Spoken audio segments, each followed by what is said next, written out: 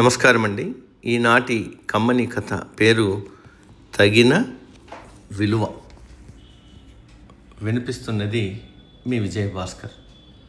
ఒక తండ్రి చనిపోయే ముందు కొడుకుని పిలిచి, ఈ చేతి గడియారం 200 సంవత్సరాల పూర్వం మీ ముత్తాత వాడింది.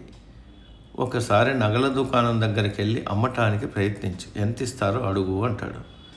కొడుకు నగల దుకాణానికి వెళ్ళి అడిగితే, చాలా పాతది కాబట్టి ఓ 150 రూపాయలు ఇవ్వగలమంటారు. అదే విషయం తండ్రికి చెప్తే, ఒకసారి పాన్ షాప్ దగ్గర అడిగి చూడు అన్నాడు.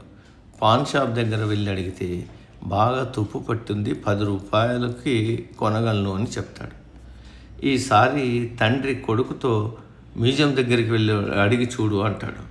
వాళ్ళది చూసి, ఇది చాలా పురాతనమైనది మరియు అత్యంత అరుదైనది, 5 లక్షలు అయితే ఇవ్వగలము అంటారు. అప్పుడు తండ్రి కొడుకుతో ఇలా అన్నాడు, ఈ ప్రపంచం చాలా వైవిధ్యమైనది. నీకు ఎక్కడ విలువ ఉండదో అక్కడ ఉండవద్దు. అలా అని వారి మీద కోపం చెందకూడదు. వారితో వాదించి కూడా ప్రయోజనం లేదు. నీకు తగిన విలువ దొరికిన చోట నీవు ఉండాలి అని చెప్తాడు. సమం.